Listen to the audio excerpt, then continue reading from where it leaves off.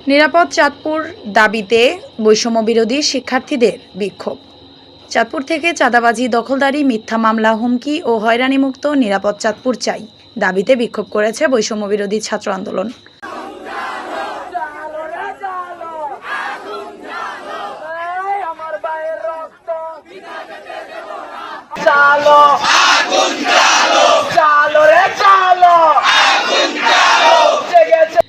রোববার 22 সেপ্টেম্বর বেলা 11টায় Chandpur press club প্রাঙ্গণে ছাত্ররা জমায়েত হয়। এই সময় তারা নিরাপদ চাঁদপুর চাই দাবিতে বিভিন্ন স্লোগান দিতে থাকে। প্রেস ক্লাবের সামনে মানববন্ধন শেষে শতাধিক শিক্ষার্থী বিক্ষোভ মিছিল নিয়ে শহরের বিভিন্ন সড়ক প্রদক্ষিণ করে। পরে চাঁদপুর জেলা প্রশাসক ও পুলিশ সুপারের মাধ্যমে বর্তমান সরকারের প্রধান উপদেষ্টা বরাবর স্মারকলিপি প্রদান করেন। স্মারকলিপিতে শিক্ষার্থীরা উল্লেখ করেন, 1 জুলাই থেকে শুরু হওয়া বৈষম্য বিরোধী ছাত্র আন্দোলনের চূড়ান্ত লক্ষ্য অর্জনে যখন রাজপথে দৃশ্যমান, তখন ফ্যাসিবাদী সরকারের হাতে ছাত্র জনতার বুকের তাজা রক্তে রঞ্জিত হয়েছে বাংলাদেশ। বৈষম্য বিরোধী ছাত্র জনতা সহ দৃশ্যমান রাজনৈতিক দেশপ্রেমী জনতার হাত ধরে জাগ্রত হয় নতুন বাংলাদেশের স্বাধীন পতাকা। তারই ধারাবাহিকতায় সংকটময় বাংলাদেশের বন্যা, ট্রাফিক সিগন্যাল নিয়ন্ত্রণ, অরাজকতা, অস্থিতিশীল গুজবের বিরুদ্ধে কাজ করে থাকে স্বাধীন বাংলাদেশের ছাত্র জনতা, যার কারণে চাঁদপুরেও ফিরে আসে দীর্ঘদিনের অস্বস্তিকর পরাধীন থাকা স্বস্তির আবাসনের পরিবেশ। কিন্তু বাধা হয়ে দাঁড়ায় চাঁদপুরের মামলা, হামলা, হয়রানি, চাঁদাবাজি, দখলদারি, লুটতরাজ, মিথ্যা অভিযোগ, অপপ্রচার, থমকে বাধা, বিশৃঙ্খলা ও নিজের হাতে তুলে নেওয়ার মতো ঘটনা, যা ইতিমধ্যে মিডিয়া ও সামাজিক যোগাযোগ মাধ্যমে চাঁদপুরবাসী অবগত হয়েছে। শুধু তাই নয়, তার এই বেআইনি কুকর্মের প্রতি অবগত থাকায় বিপন্ন হতে চলেছে চাঁদপুরের সামাজিক, রাজনৈতিক, ব্যবসায়িক স্বাভাবিক পরিবেশ সহ বৈষম্য বিরোধী অবস্থান।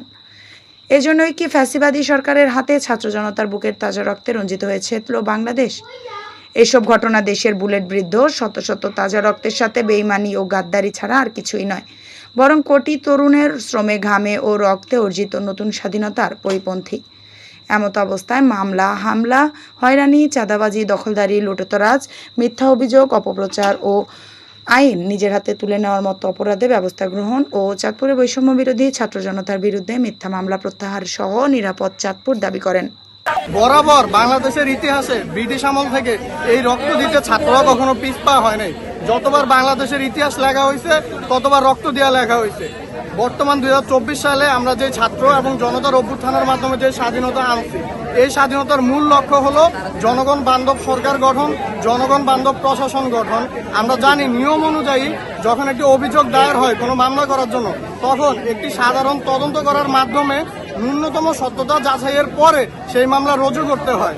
আমাদের বিরুদ্ধে অর্থাৎ চাঁদপুরের সাধারণ ছাত্র সমাজের বিরুদ্ধে থানা কর্তৃক, এসআই সামাস্তার কর্তৃক এবং কোরালিয়া বাসিন্দা ওনার নাম সম্ভবত নয়ন পাটোয়ারি কর্তৃক যে মিথ্যা মামলা দায়ের করা হয়, সেখানে ন্যূনতম কোনো তদন্ত করা ছাড়া, কোনো সত্য এভিডেন্স পাওয়া ছাড়া সেই মামলা কোর্টে রুজু হয়েছে।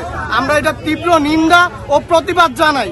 আমরা সাধারণ ছাত্ররা বিশ্বাস করি, আমরা যদি একতাবদ্ধ থাকতে পারি তাহলে যে কোনো স্বৈরাচার যুগে যুগে, স্বৈরাচার মানে আওয়ামী লীগ না, যেই শিরোনাম, যেই ট্যাগ ব্যবহার করে স্বৈরাচারী কর্মকাণ্ড করবে সেই স্বৈরাচার মানে আওয়ামী লীগ না, যেই পরিচয়ে স্বৈরাচারী করবে সেই স্বৈরাচার। আমরা সকল স্বৈরাচারের বিরুদ্ধে সর্বদা সোচ্চার থাকবো। সেক্ষেত্রে আমাদেরকে যদি মিথ্যা মামলা দিয়ে প্রতিহত করার চেষ্টা হয়, তাহলে সেই চেষ্টা যে বৃথা চেষ্টা। চাঁদপুরের ছাত্র সমাজ, সারা দেশের ছাত্র সমাজ যে তাদের রক্ত দিতে, অন্যায়ের বিরুদ্ধে সোচ্চার থাকতে সদা প্রস্তুত। আমরা মূলত এই বার্তা দেওয়ার জন্য আজকের এই মানববন্ধনে অবস্থান করছি। আজকে আমরা শান্তিপূর্ণ অবস্থান করছি এবং জোরদার দাবি জানাচ্ছি, আমাদের বিরুদ্ধে করা যে মিথ্যা মামলা, আমাদের যে ছাত্ররা থানাকে রক্ষা করার জন্য, পুলিশকে রক্ষা করার জন্য কাজ করেছে, ওই দিন আমাদের কাছে সকল ভিডিও এভিডেন্স আছে। এরপরও কোনরূপ তদন্ত ছাড়া কেন তাদের বিরুদ্ধে সেই মামলায় তাদের নামটা আসলো এবং তদন্তবিহীনভাবে মামলাটা কোর্টে রুজু করা হলো, আমরা তীব্র নিন্দা জানাই, আমরা এর জবাব চাই। এবং ছাত্ররা আমাদেরকে রক্ষা করেছে, আমরা যদি ছাত্রদেরকে রক্ষা না করি, ভবিষ্যতে এই দেশকে রক্ষা করার জন্য আর কেউ ঝুঁকি নেবে না। 5ই আগস্টের পর বিভিন্ন পক্ষের মধ্যে অনেক অস্থিতিশীলতা, অনেক অরাজকতা পরিলক্ষিত হচ্ছে। একটি সুন্দর বৈষম্যমুক্ত বাংলাদেশ গড়ার জন্য সকল পক্ষকেই ধৈর্য ধারণ করতে হবে এবং ধৈর্যের সাথে আগামীর বাংলাদেশ বিনির্মাণের জন্য স্যাক্রিফাইস করতে হবে। আমরা আমাদের স্যাক্রিফাইসের জায়গা থেকে বলবো, সকল পক্ষ ধৈর্য ধারণ করুন এবং বিরোধ মীমাংসা করুন।